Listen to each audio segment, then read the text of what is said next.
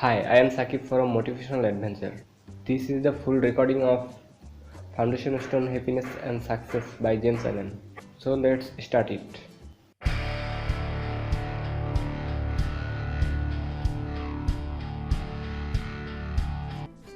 Foundation Stones to Happiness and Success by James Allen. Foreword. How does a man begin the building of a house?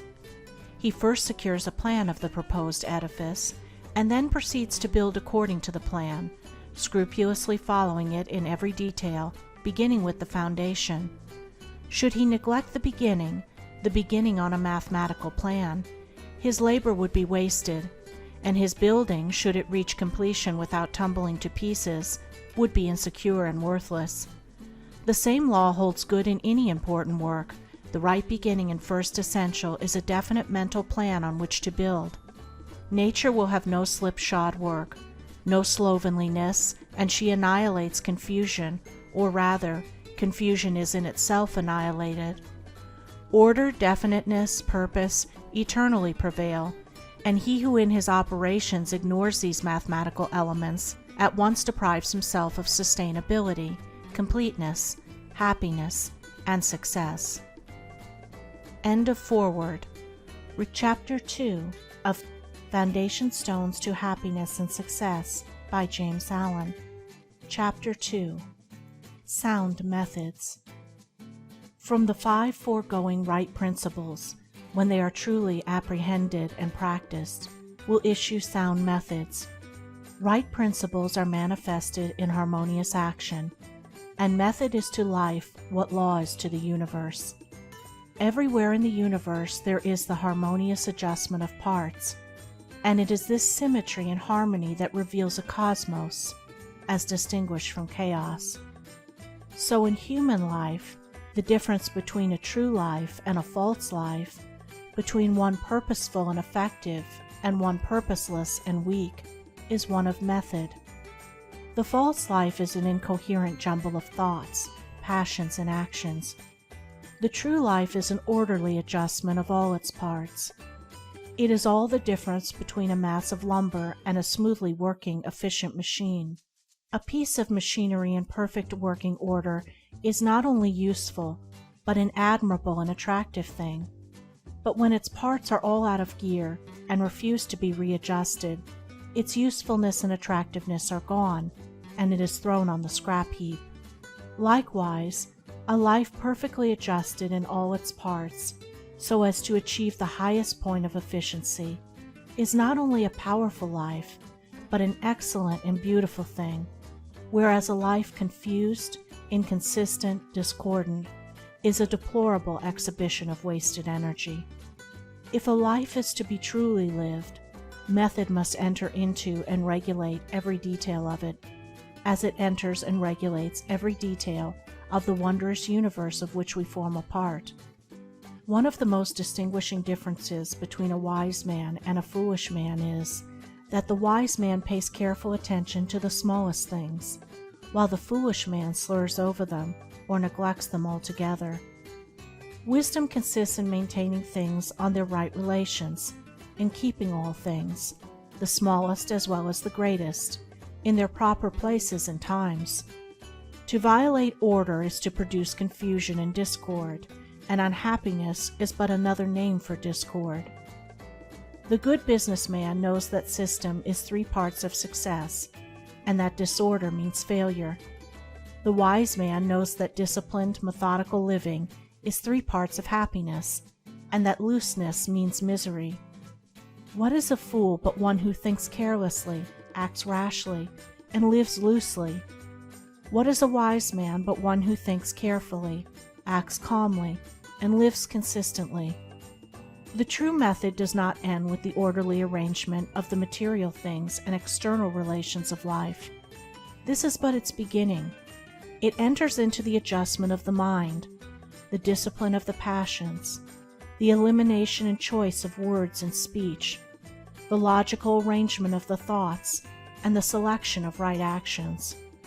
To achieve a life rendered sound, successful, and sweet by the pursuance of sound methods, one must begin, not by neglect of the little everyday things, but by assiduous attention to them.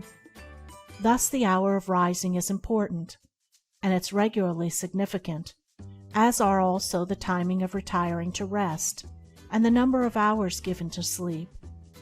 Between the regularity and irregularity of meals, and the care and carelessness in which they are eaten, is all the difference between good and bad digestion, with all that this applies, and an irritable or comfortable frame of mind, with its train of good or bad consequences. For attaching to these meal times and meal ways are matters of both physiological and psychological significance. The due division of hours for business and for play, not confusing the two. The orderly fitting in of all the details of one's business, times for solitude, for silent thought and for effective action, for eating and for abstinence.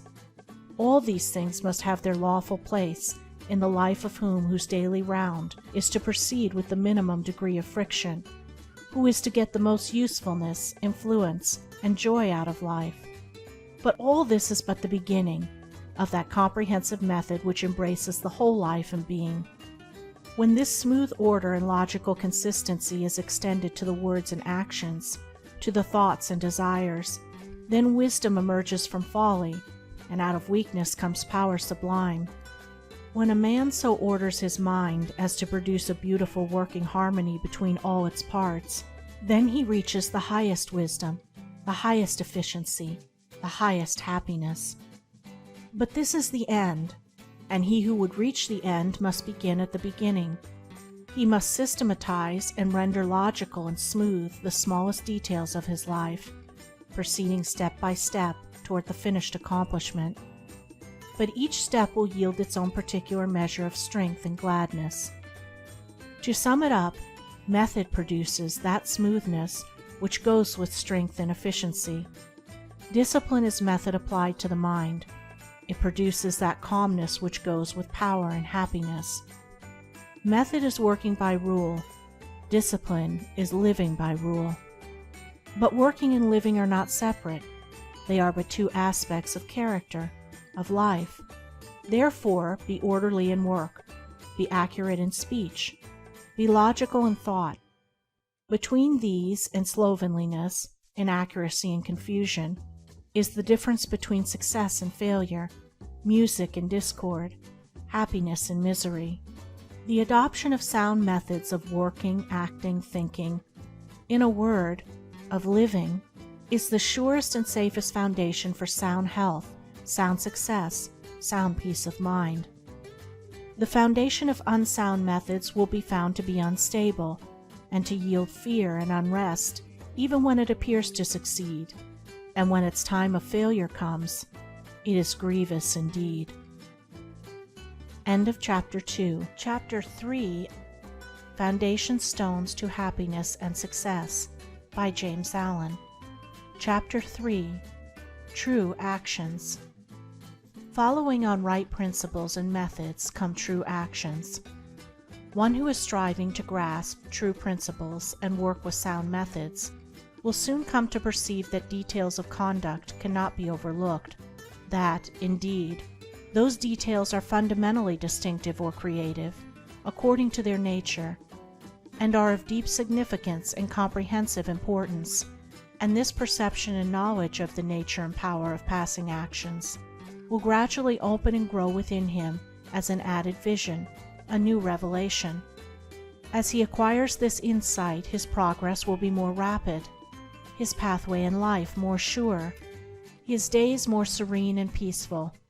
In all things, he will go the true and direct way, unswayed and untroubled by the external forces that play around and about him. Not that he will be indifferent to the welfare and happiness of those about him, that is quite another thing, but he will be indifferent to their opinions, to their ignorance, to their ungoverned passions. By true actions, indeed, is meant acting rightly towards others, and the right doer knows that his actions, in accordance with truth, are but for the happiness of those about him, and he will do them even though an occasion may arise when someone near to him may advise or implore him to do otherwise. True actions, may easily be distinguished from false by all who wish so to distinguish, in order that they may avoid false action and adopt true. As in the material world, we distinguish things by their form, color, size, etc., choosing those things which we require, and putting by those things which are not useful to us. So in the spiritual world of deeds, we can distinguish between those that are bad and those that are good by their nature, their aim, and their effect, and can choose and adopt those that are good and ignore those that are bad. In all forms of progress, avoidance of the bad always precedes acceptance and knowledge of the good. Just as a child at school learns to do its lessons right by having repeatedly pointed out to it how it has done them wrong, if one does not know what is wrong and how to avoid it, how can he know what is right and how to practice it? Bad or untrue, actions are those that spring from a consideration of one's own happiness only, and ignore the happiness of others, that arise in violent disturbances of the mind and unlawful desires, or that call for concealment in order to avoid undesirable complications. Good or true actions are those that spring from a consideration for others, that may arise in calm reason and harmonious thought framed on moral principles, or that will not involve the doer in shameful consequences if brought into the full light of day. The right doer will avoid those acts of personal pleasure and gratification which by their nature bring annoyance, pain, or suffering to others, no matter how insignificant those actions may appear to be. He will begin by putting away these. He will gain a knowledge of the unselfish and true by first sacrificing the selfish and untrue. He will learn not to speak or act in anger, or envy, or resentment, but will study how to control his mind, and will restore it to calmness before acting, and most important of all, he will avoid, as he would the drinking of deadly poison, those acts of trickery, deceit, double-dealing, in order to gain some personal profit of advantage, and which lead, sooner or later, to exposure and shame for the doer of them. If a man is prompted to do a thing which he needs to conceal, and which he would not lawfully and frankly defend if it were examined of witness, he should know by that it is a wrong act, and therefore to be abandoned without a further moment's consideration. The carrying out of this principle of honesty and sincerity of action, too, will further lead him into such a path of thoughtfulness and right doing as will enable him to avoid doing those things which would involve him in the deceptive practices of other people. Before signing papers, or entering into verbal or written agreements, or engaging himself to others in any way at their request, particularly if they be strangers, he will first inquire into the nature of the work or undertaking, and so, enlightened, he will know exactly what to do, and will be fully aware of the import of his action. To the right doer, thoughtlessness is a crime.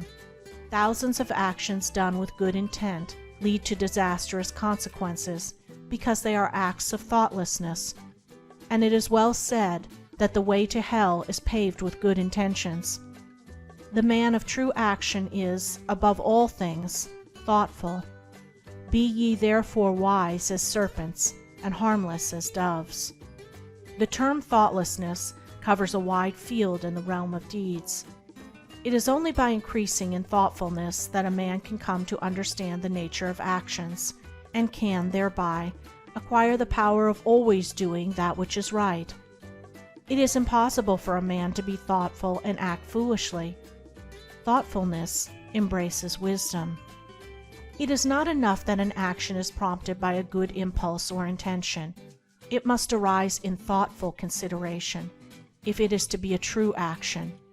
And the man who wishes to be permanently happy in himself, and a power for good to others, must concern himself only with true actions. "I did it with the best of intentions" is a poor excuse from one who has thoughtlessly involved himself in the wrongdoing of others. His bitter experience should teach him to act more thoughtfully in the future. True actions can only spring from a true mind, and therefore while a man is learning to distinguish and choose between the false and the true, he is correcting and perfecting his mind, and is thereby rendering it more harmonious and felicitous, more efficient and powerful. As he acquires the inner eye to clearly distinguish the right in all the details of life, and the faith and knowledge to do it, he will realize that he is building the house of his character and life upon a rock which the winds of failure and the storms of persecution can never undermine. End of Chapter 3. Chapter 4, Foundation Stones to Happiness and Success, by James Allen. Chapter 4, True Speech. Truth is known by practice only. Without sincerity there can be no knowledge of truth, and true speech is the beginning of all sincerity. Truth in all its native beauty and original simplicity consists in abandoning and not doing all those things which are untrue, and embracing and doing all those things which are true. True speech is therefore one of the elementary beginnings in the life of truth. Falsehood, and all forms of deception, slander, and all forms of evil speaking, these must be totally abandoned and abolished before the mind can receive even a small degree of spiritual enlightenment. The liar and slanderer is lost in darkness. So deep is his darkness that he cannot distinguish between good and evil, and he persuades himself that his lying and evil speaking are necessary and good, that he is thereby protecting himself and other people. Let the would-be student of higher things look to himself and beware of self-delusion. If he is given to uttering words that deceive, or to speaking evil of others, if he speaks in insincerity, envy, or malice, then he has not yet begun to study higher things. He may be studying metaphysics, or miracles, or psychic phenomena, or astral wonders. He may be studying how to commune with invisible beings, to travel invisibly during sleep, or to produce curious phenomena. He may even study spirituality theoretically and as a mere book study. But if he is a deceiver and a backbiter, the higher life is hidden from him.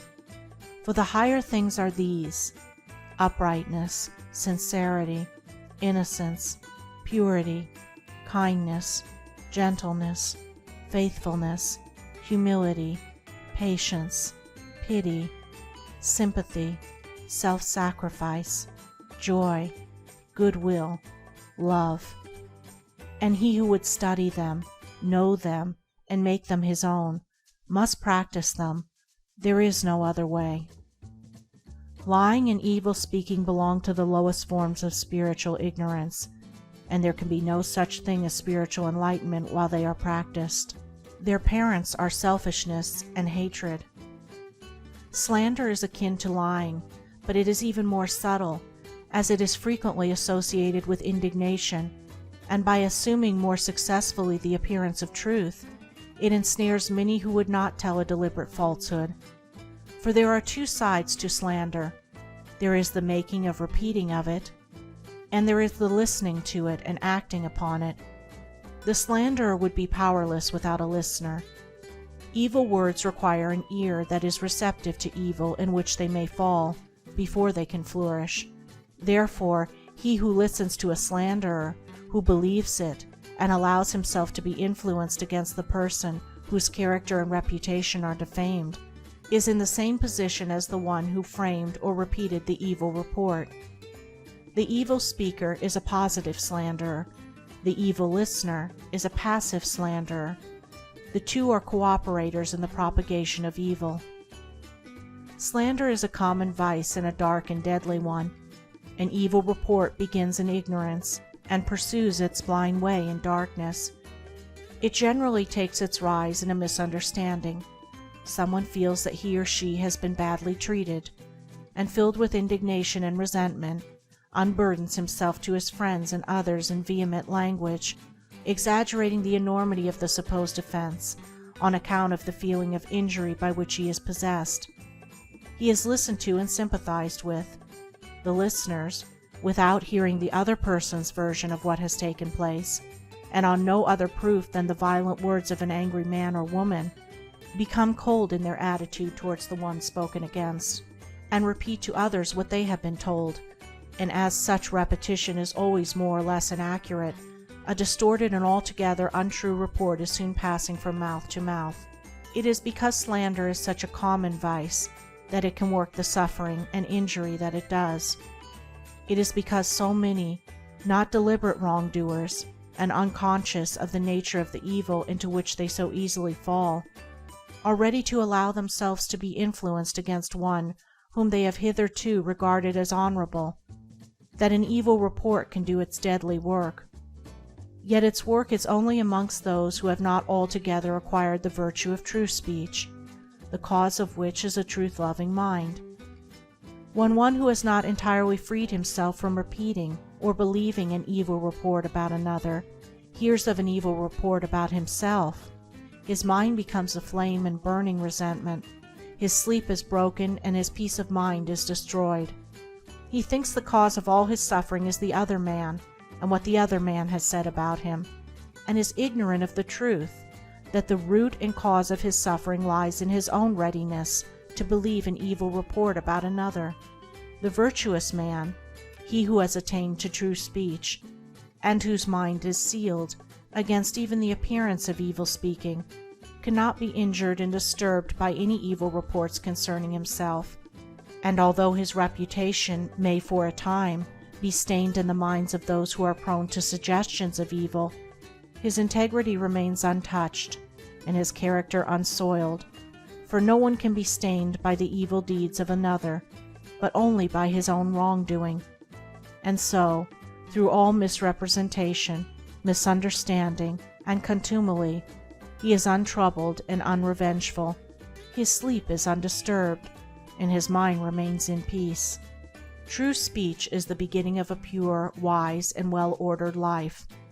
If one would attain to purity of life, if he would lessen the evil and suffering of the world, let him abandon falsehood and slander in thought and word. Let him avoid even the appearance of these things, for there are no lies and slanders so deadly as those which are half-truths.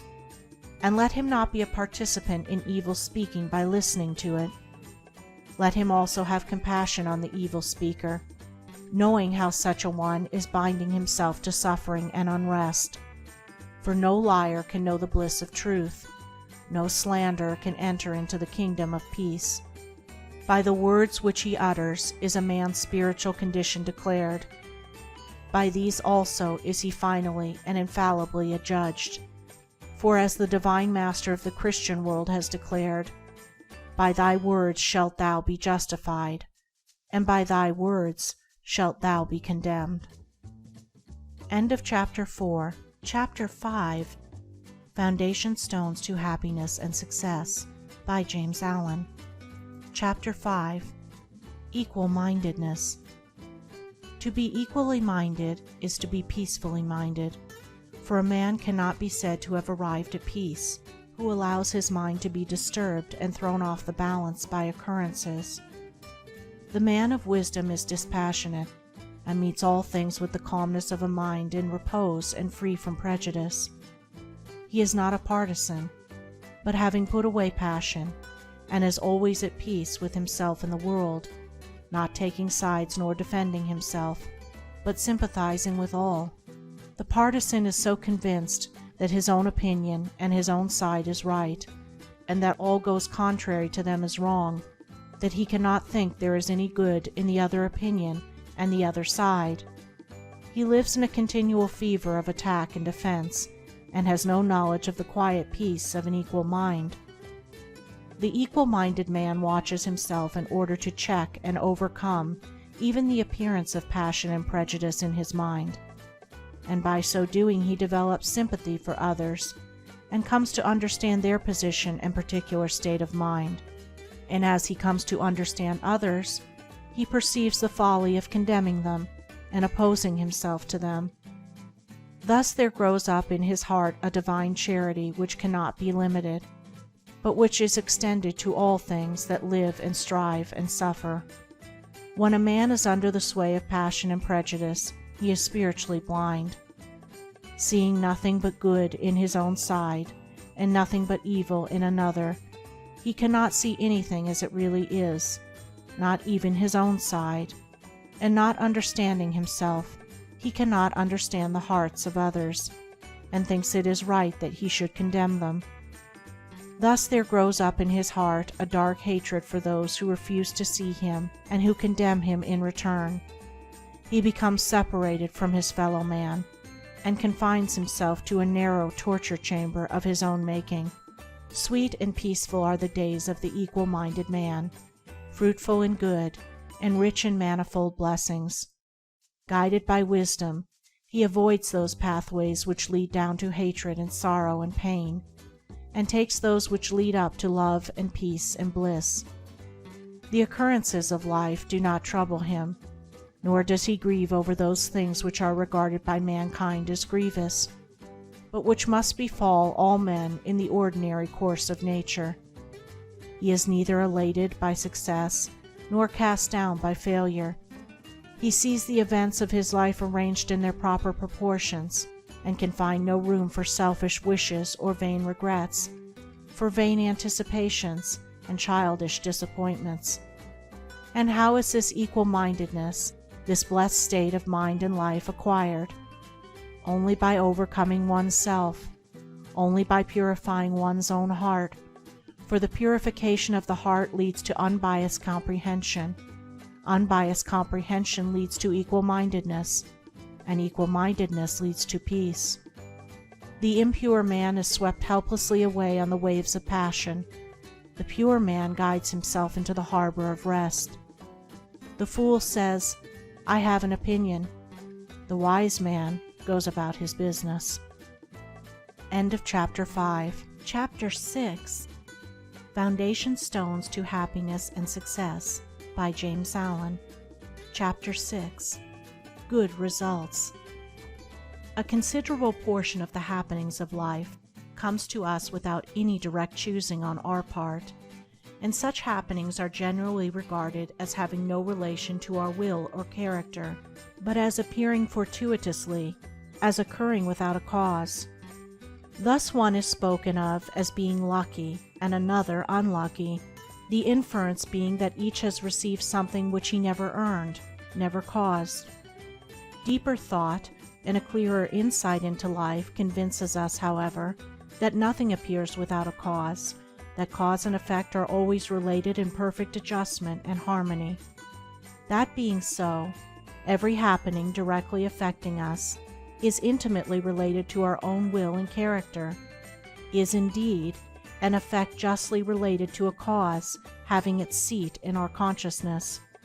In a word, involuntary happenings of life are the results of our own thoughts and deeds. This, I admit, is not apparent on the surface, but what fundamental law, even in the physical universe, is so apparent? If thought, investigation, and experiment are necessary to the discovery of the principles which relate one material atom to another, even so are they imperative to the perception and understanding of the mode of action which relate one mental condition to another, and such modes, such laws, are known by the right doer, by him who has acquired an understanding mind by the practice of true actions. We reap as we sow. Those things which come to us, though not by our own choosing, are by our own causing. The drunkard did not choose the delirium tremens or insanity which overtook him, but he caused it by his own deeds. In this case the law is plain to all minds, but where it is not so plain, it is none the less true. Within ourselves is the deep-seated cause of all our sufferings, the spring of all our joys. Alter the inner world of thoughts, and the other world of events will cease to bring you sorrow. Make the heart pure, and to you all things will be pure, all occurrences happy and in true order. Within yourselves deliverance must be sought. Each man his prison makes. Each hath such lordship as the loftiest ones. Nay, for with powers above, around, below, as with all flesh and whatsoever lives, act maketh joy or woe.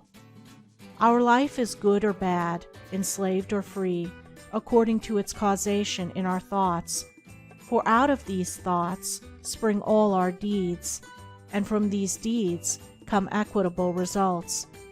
We cannot seize good results violently, like a thief, and claim and enjoy them, but we can bring them to pass by setting in motion the cause within ourselves.